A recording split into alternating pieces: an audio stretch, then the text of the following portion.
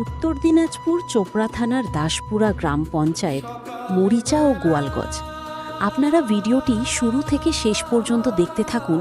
আমি আপনাদের সামনে এইজেড আব্বাস মিডিয়া বলছি। তাহলে ভিডিওটি শুরু থেকে শেষ পর্যন্ত দেখবেন।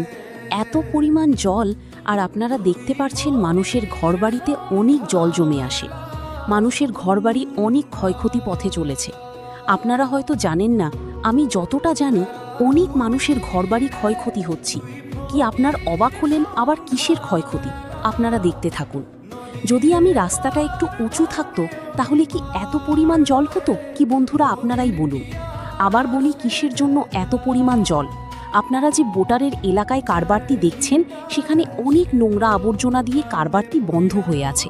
আবার ইন্ডিয়ার দিকে এত পরিমাণ জল, আবার বাংলাদেশের দিকে দেখুন যে সেখানে ঘাসগুলো দেখা যাচ্ছে।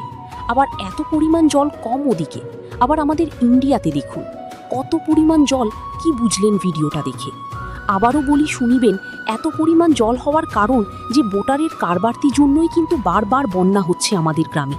এই কারবারটার সামনে যদি একটা গেট দিত বিএসএফগুলো, খুব সুন্দর হতো, এবং বর্ষার সময় গেটটা হালকা খুলে রাখত। আবার যখন বর্ষা শেষ হয়ে যেত তখন যে তাকে বন্ধ করে দেওয়া হতো। এরকমভাবে মানুষজন বলে বারবার জল এবং বন্যা হচ্ছে এই কারবারটির জন্য। আশা করি যাতে এইরকমই হয়। মানুষের অনেক ক্ষয়ক্ষতি হচ্ছে। যে বাংলাদেশের দিকে ঘাসগুলো দেখা যাচ্ছে, আমাদের ইন্ডিয়াতে যেই সব রোয়াগুলো লাগাইছে সবগুলোই ডুবে আছে জলের ভিতর। ভাবতে পারিনি যে এত পরিমাণ জল হবে। মানুষ কি আর বলবো, সবার বাড়িঘর জলে ভরা। এর পার্ট 2 নাম্বার ভিডিওতে দেখাবো, সবাই অপেক্ষা করুন। ভিডিওটা আসছে রাত 8টার সময়। ধন্যবাদ ফেসবুক বন্ধুরা এবং ইনস্টা বন্ধুরা, এবং ইউটিউবে বন্ধুরা, ইউটিউবে সার্চ করুন এইজেড আব্বাস মিডিয়া। এখানে আমার চ্যানেল পেয়ে যাচ্ছেন। আপনাদের সাথে সেখানেও ফ্রেন্ডশিপ হয়ে পাশে থাকবেন। আমি আপনাদেরকে অনেক অনেক ধন্যবাদ জানাচ্ছি।